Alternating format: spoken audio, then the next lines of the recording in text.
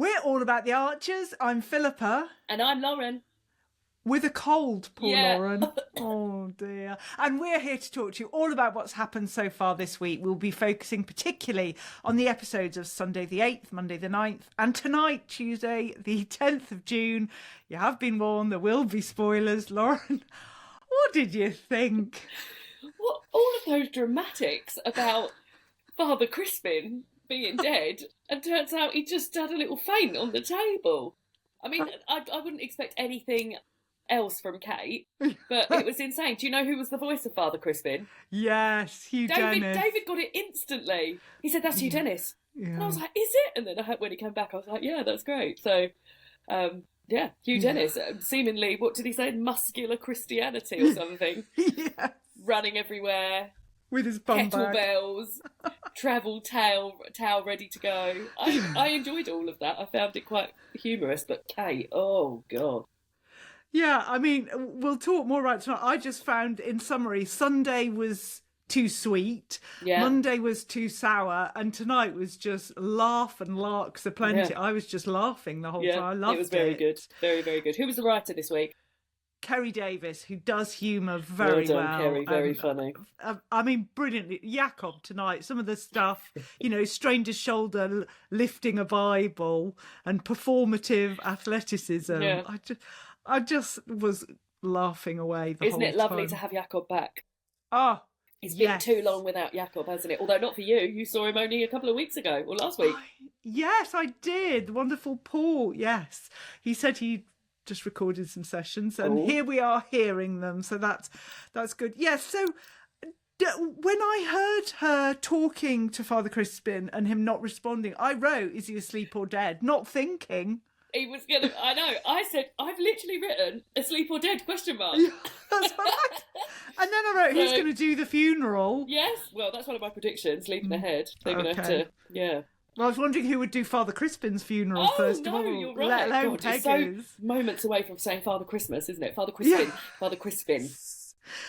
This holiday, Kate's thinking of in Albania. Oh, of course. And I mean, Kate has got on my last nerve this week. The way she spoke to Alan was disgusting. I felt like I'd missed something. I can't believe she's still all caught up about the window. Poor Alan. Yeah, I mean, one of my predictions is that she's becoming the new Peggy. She's so opinionated and lacking in empathy. Father Hugh Dennis, he's competent and forthright. She's being so, oh God, she was awful. The way she spoke to him was just disgusting. Was she that up in arms about the window at the time? I don't remember. She was backing Peggy up, but it was definitely coming from Peggy. But if I remember correctly, we didn't hear Peggy during that time. We just heard it via Kate. Sort of report. Yeah. So I don't know, but she does seem to be feeling like she's got to carry this through. But it was awful. The way she sort of said it under her breath afterwards, I thought, gosh, it was almost villainous. Yes. It was agree. really like, I thought, yes. Goodness, Kate. I mean, she's not my favourite at all anyway, but tonight, and poor old Phoebe's back, so she's going to have to take a big dose of Kate for the next couple of days or however long she's here for. But that was so lovely. She's back from analysing seaweed off the coast of England, so that was nice. And she's got her partner now, Brodie. Yes, who couldn't make it, and I don't blame him if he knew what was... Yeah, I thought Albania looks quite nice. It looks quite pretty, but aren't there quite a few vampires, allegedly, in Albania? Is that what that is? That could be a different sort of Archer's extravaganza. Yeah. Another Archers After Dark for us. We're coming up with loads and loads of themes for Archers After Dark. If the scriptwriters want to tap us up, we've got endless ideas. I mean, this fact that Father Crispen had just run from Borchester... 6 miles. I mean, it's just 6 miles. It's just 6 miles, That's what we say, don't we, Lauren? Every day. Stumbling around. Yeah. Can't even get myself through a 5K. Yeah, that's what I say. Just 6 miles. And what do you think about Justin and Stella's chat? I mean, again, lovely to hear Stella, but Justin seems to have completely... I know. What's happened there? Because it was reminiscent of sort of last November. Do you remember there was the very early sort of Christmas Carol storyline that was going on, and we were like, this is very odd that Justin's being visited by these ghosts and it's November. But it's almost like it's kicked in now, isn't it? He wants to rewild the whole Barrow estate. sounds incredibly sensible. I did like the mention of all the birds, because you and I are very big on the Merlin app. That was one of my faves, Skylark and Missel Thrush, and I've been very big on watching Spring Watch as well. So yeah, I've been. When really they mentioned a whitethroat, I came across a greater whitethroat earlier this week, so I was very pleased to hear that. But yes, love the Merlin app. We do love the Merlin app. It's a big plus here. But I don't understand. He could leave a good legacy by by having companies running well, investing in staff, looking after people. He doesn't need to completely get rid of any animal unless it's a bumblebee or a bird. Do you think him and Lillian are having like late life crises? Well, there's some crisis going on with Justin, that's for sure. They both seem to all of a sudden want all sorts of different things, don't they? And they want to go on a cruise and they don't want to go on a cruise. And now he wants to reworld the whole estate and she's leaving, but now she's staying. And I wonder if they're just getting itchy feet. I don't know about you, but I don't think that you can spend 60, 70 years running the country into the ground and being completely focused on yourself to then spend a few years encouraging a chiff-chaff or two and think that that's your legacy. No, I don't think that is. That's a great point. It's like you've pulled it from my cold-ridden brain and orated it, because that is how I feel as well. You can't spend a few years nurturing a chiff-chaff and then think that's your legacy. But if there is anyone that can think that, it's Justin. It's just, Brian's going to be apoplectic because he's going to have no money. No, I know. Because Home Farm's going to be in a terrible way. So, it was just, I was laughing at everything tonight. I'm sorry, but I really wish Father Crispen had died, because I just thought that would be... It was very, like a play. It felt like a play, didn't it? The way it was all unravelling. And then when Jacob said, he's actually coming round in the ambulance right now. I could just imagine her, like, created in the forefront, and then in the background, Father Crispen just sort of sat up on his she hasn't realised. So Monday night that I've labelled as sour. We've mentioned about the Kate and Crispen being awful. Yeah. Was there anything else from that at all that you? I mean. Well, one of my faves was Henry literally holding the whole family on his shoulder, including his dead great-grandmother, because now he's carrying the coffin. Is he not a little bit short to be carrying the coffin? Well, is he 13? Yeah, I don't know what the age is for... Well, I mean, I said to David, is he going to be on stilts or something? If he's as tall, how are they going to get him up there? And the way Tony just handed that over, I thought, have some duty of care, Tony, for God's sake. Yeah, I mean, Henry just is, he deserves sainthood, really. Yeah. But what did you think about Helen's gift to David? What, cheese hamper? Yeah, I love cheese. I know. All she's done, was it sewage cheese? Did she give him fresh cheese, or was it the sewage stuff? Maybe. But yeah, I did. Thoughtful. When he was doing that dreary speech, I thought, what is this dreary speech? And then literally I thought, oh, here we go. Here they're all going to turn up. And I was quite horribly of me, sort of like a bit like, no one's turned up to Bridge Farm. Oh, how terrible. What a disappointment with this convoy of cars. Yeah.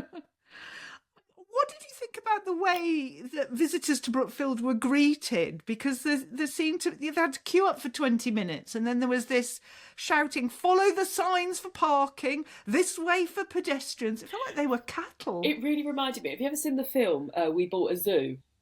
With Matt Damon? I haven't. Oh, okay. So they buy a zoo and open up a zoo, and that arrival scene, both situations at Bridge Farm, it really reminded me of We Bought a Zoo, because there's all people turning up when they're not expected and being shouted at to park here, and have we got tickets, and this way for the cows or whatever. So yeah, it really reminded me of that.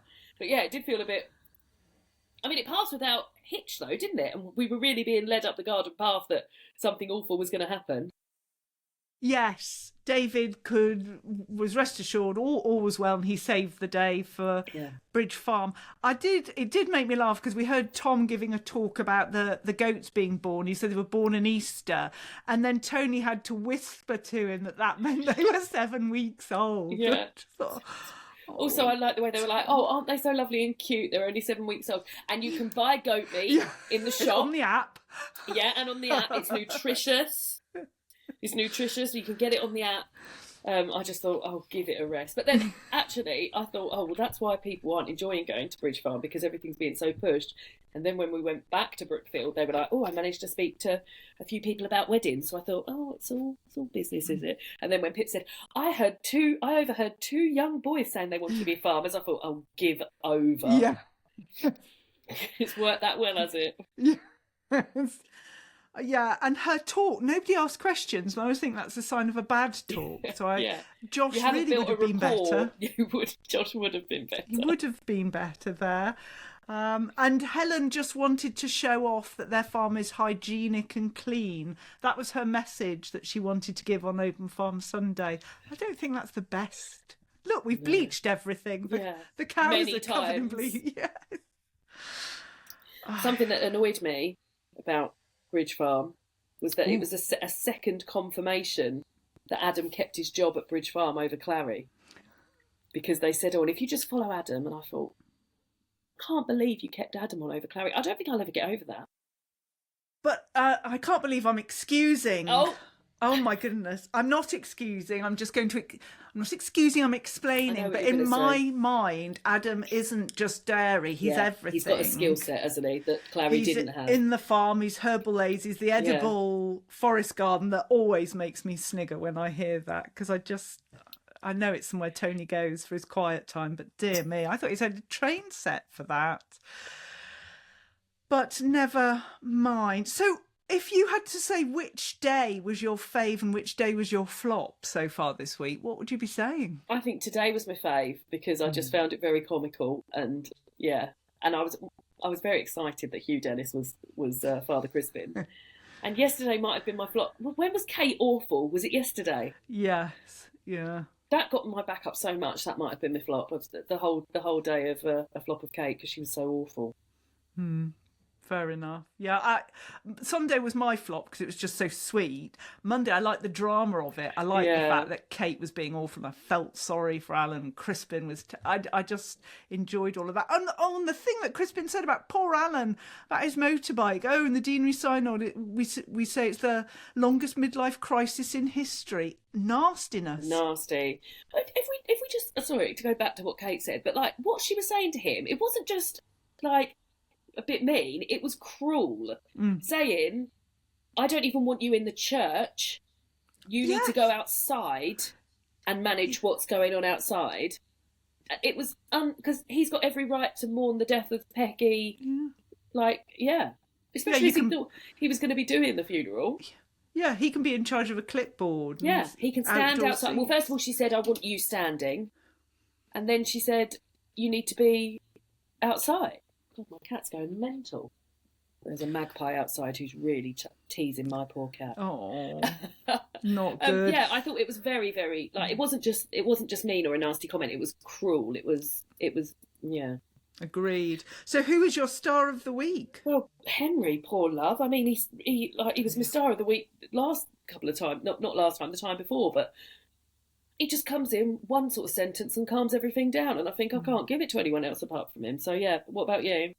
Well, it was going to be a duet of Henry and Alan, because I just felt so sorry for Alan, but now it's Jacob, because he's lovely to have Jacob back. Funny. Lovely to have him back. So funny. Tweet of the week? Kate. I think I might change Twit of the week to another word. Something else. Yeah. Well, mine's a duet again, Kate and Crispen. But Crispen's funny with, we can take it. He's not going to be around for long. Oh, that'll be the back of Crispen. I don't think we'll hear from Crispen again.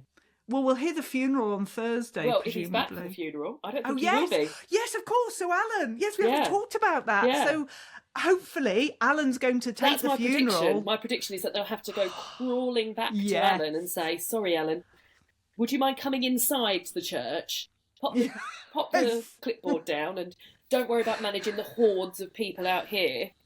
Come in and can you do the funeral? That's what I think is going to happen. And of course Alan will, because he's such of course he will. A good, kind person. Of course he will. Okay, so any other predictions? No, that was just the one. The other one I had was Father Crispen dead, ? But turns out he's alive, so... Well, Kate's been quite sort of with Father Crispen, very pleased to see him. True. So I wondered, is she going to ditch Jacob so he can get it on with Kirsty? I'd be very happy with that. Oh. And she goes for Father Crispen instead.